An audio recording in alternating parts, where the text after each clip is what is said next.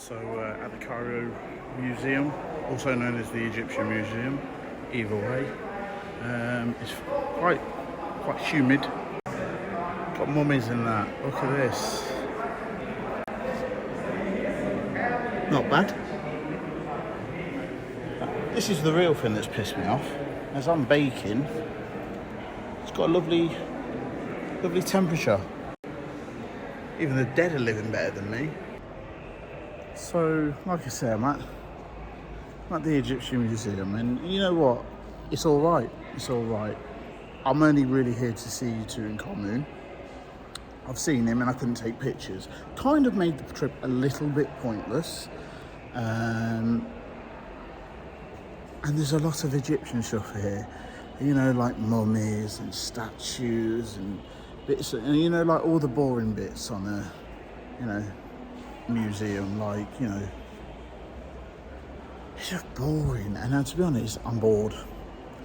I've seen it. I've seen so many tombs. I've seen so many coffins. The hieroglyphics are good though. They're pretty. I still get wild by them. But yeah, it's all just like meh. I kind of feel like once you go to like a British museum, once you've seen the bit you want to see, then you realise museums are pretty shit and boring and old. Maybe I just need to be 60. Nah, I might like it then. Also, they're actually moving to a museum nearer to the Great Pyramids of Giza. So they're missing a few bits and bobs, to be honest, which I'm quite relieved for, because I don't think I'm missing out on much. So we're at a sleeper train now. We're just waiting.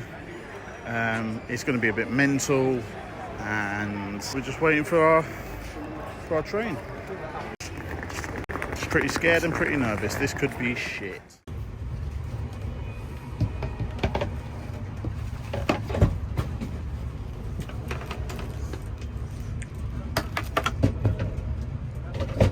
Let's see what we've got. Let's have a look what we've got. Train meal, rice, okay.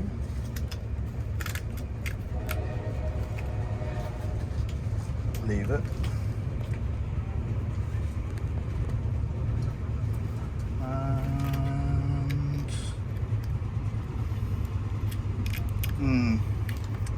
Okay. Wait. Little cake. So we made it on the sleeper train, and it was an hour late. Whatever. We're in Egypt. It can do whatever it fucking likes. Usually I'd be claiming for compo, but I won't. It's nice. It's decent. This is the beds. Let's get in before they shut the door. Got a nice little ladder for you to get up. Nice little bit of storage. Obviously mirror. Check myself out. Flex, you know. Here you got a mirror, sink. I'm not gonna lie. I probably should be moaning about something. We are in Egypt. I don't think the personal lights work. And I like a well air-conditioned room, but even I'm going a bit cold. And I mean, it's just a bit thin. It's barely a blanket. Anyway, I've got bottom bumps, so I'm not that bothered. So it's quite cool. It's nice temperature down here, so it's not my problem. That's somebody else's. So today we are at the Valley of the Kings, and as you can see, there's pharaohs and bits and bobs, hieroglyphics on the walls. We are now at the Valley of the Kings, and we are in tomb Ramesses III, and it's pretty impressive. You get 3 tombs to go to look in, absolutely free with your ticket, and then you can add on some extras, and we've got Ramesses the 5th and 6th to go to, which will be our last one. But I'm going to show you a quick little look around of Ramesses III.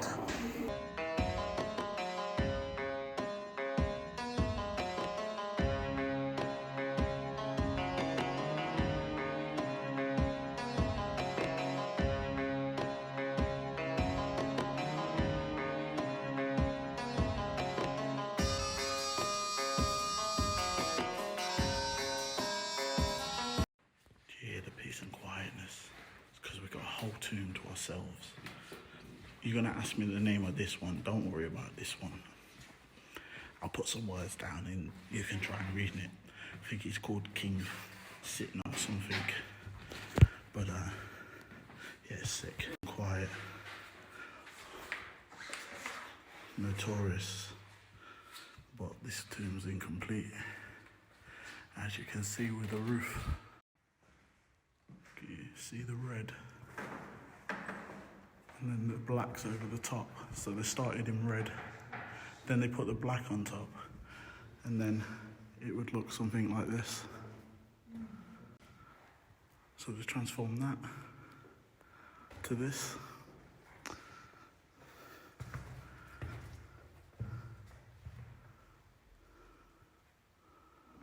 We're now in the tomb of Ramesses I. This one is hella steep, so take your time.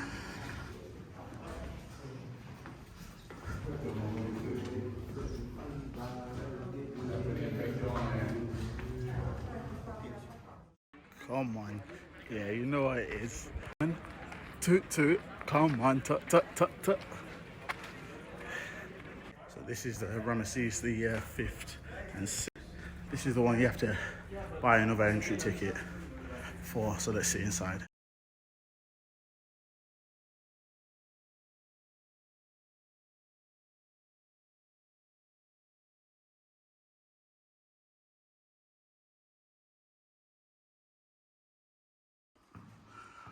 So we've got another tomb to ourselves, also kind of another freebie as well. And we've got kind of lucky because we've only got one hole punched on our tickets. These are just guards that don't really care, pretty sound, or you just give them a little sweetener and they'll let you in. This one's tomb of Seti II. Yeah, I could read that one. And there's the sarcophagus.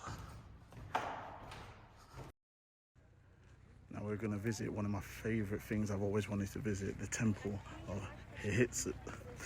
Now I don't know if I just pronounced that right, but if you're here for factual information, don't come to see me because I'm not that guy. This is beautiful. This was a temple made for a queen pharaoh, ruled for 30 years, and she decided to show everyone her power, her strength, and her stepson, who was technically king. She just shipped him off to Cairo to be in charge of armies and that. We are at a temple built for Ramesses III. You can see his carvings much deeper than normal hieroglyphics. And that was to make sure that no other would ever get rid of his name and he would be remembered forever. How beautiful the roof is.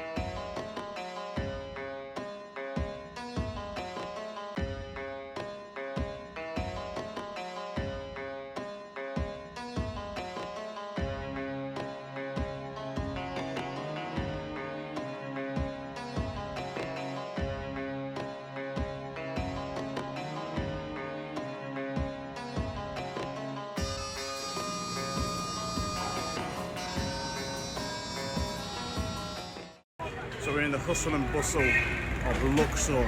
Things start to kick off a little bit later in the day.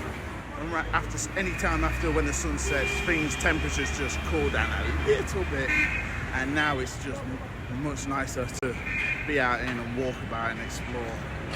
And everyone's out getting their supplies in, their food, shopping. So far, Cairo and Luxor doesn't even look like it sleeps. It's always open.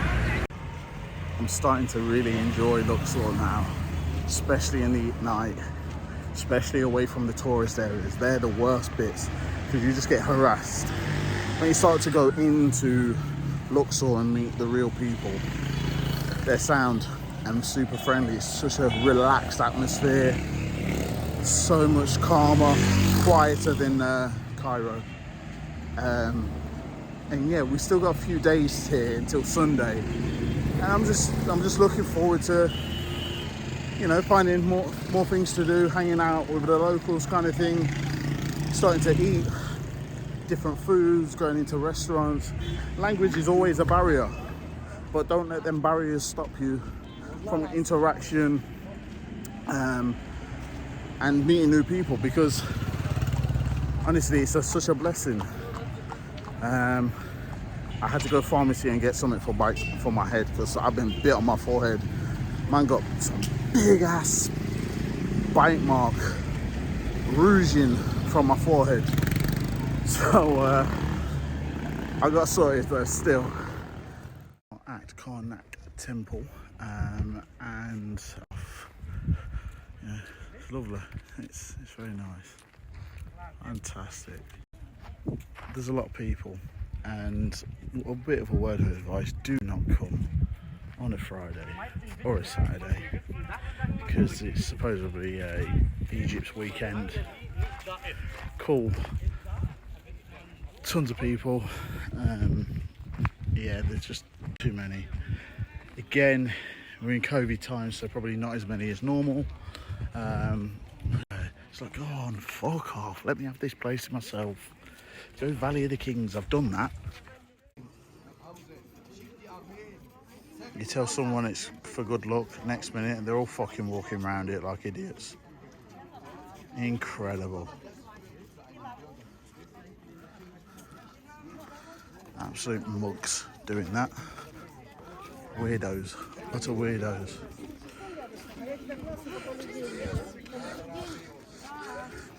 Can't beat them, join them though, eh? Can't say I'm not a loser. Here I am, just walking around with them. I could do with some good luck, to be fair. Hopefully get rid of some people. So another hot day today, another 35 degrees.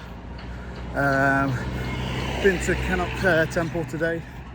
To be honest, I was all templed out. Beautiful temple, absolutely massive. But yeah, just, you know, if you've kind of gone to one, you've kind of been to them all. But this one was nice, but really hot. But loads of tourists as well. I'm just a bit sick of tourists. I could dread to think what this is like when, you know, coronavirus isn't here and it's just rammed with tourists. You know, well, we've been really fortunate that we've been able to get things on a very cheap price because there isn't tourists around. So they are just desperate for any tourist just to come see what they've got to offer. And, you know, this would be so much more expensive prior to COVID. So the experience has been so much better. It seems very much more personal, very much catered for. There is the pros and cons is because there's little tourism, all the taxi drivers, the horse and cart guys hound you with everything day and night, 24/7, camp outside the hotels and stuff like that until some people give in. But unless you're like a tourist, local, they'll go up to them and arrange a price. But yeah, when I'm on my own, it's great. Get left alone, probably look like an Egyptian or something like that. So it's great. I get no hassle. I can go about my day as easy as possible.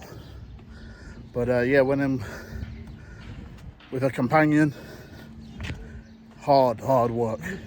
They're just non-stop. La shukran. And I've had to say that word a lot. So just been sat at army police checkpoint for about 30 to 40 minutes, and there was some dispute with some, I don't know, Egyptian guy. I don't know, none of my business. That's all I know. So eventually we get on our way, and 200 meters later, literally, we stop for a cafeteria break. Like, are you taking a fucking piss? This is just some con that these coach companies abroad have with these places so people spend money. I purposely do not spend money in these fucking shitholes. You have to pay everywhere for a fucking toilet if you're a tourist. No, fuck that. Nothing wrong with a fucking toilet on the coach. That's where I've been. I am not spending money in shitholes like this. I fucking hate it. Shithole. And the guy in green is a cunt. Right, new place.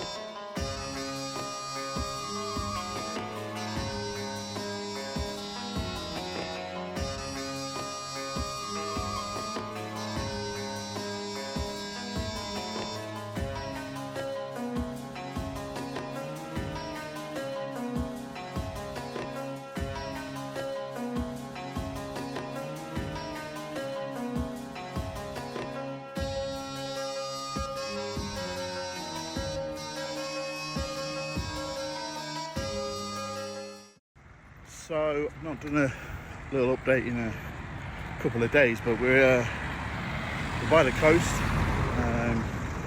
near Hurghada, a place called El Gono.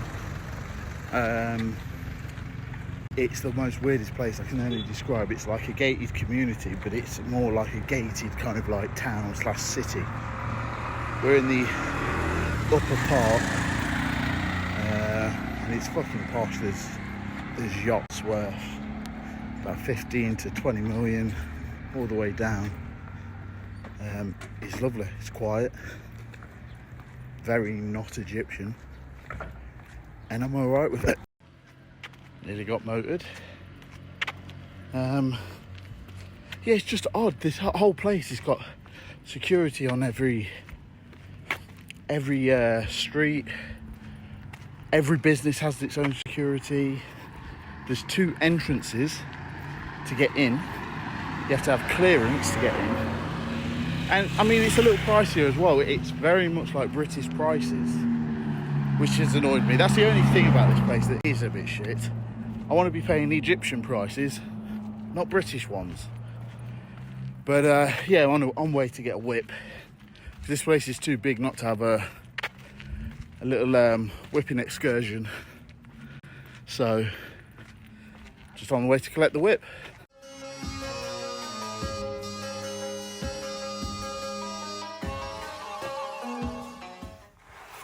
Morning. This is it. This is the last day. Conveniently, the last day we've got power cut, so I can't fucking see anything inside. So brush my teeth's been a laugh.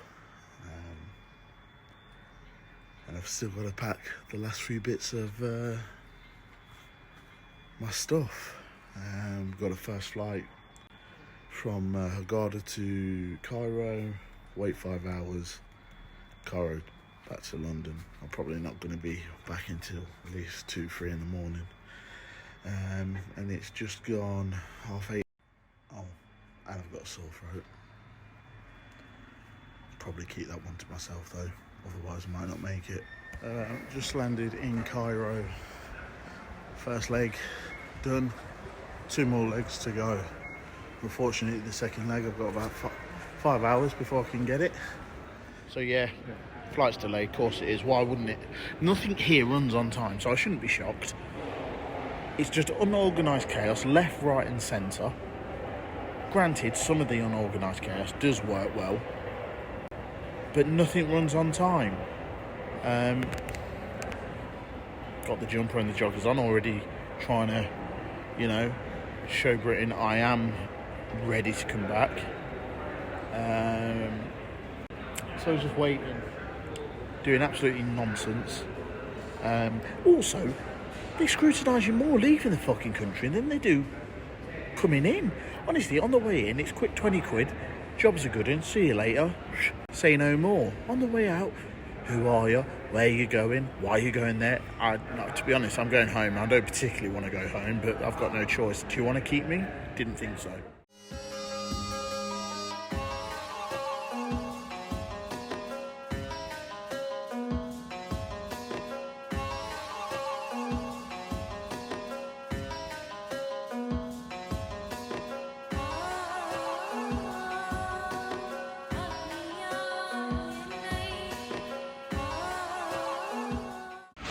You know them ones where every time I go to a hot country and come off the plane and it's fucking freezing, it's happened again.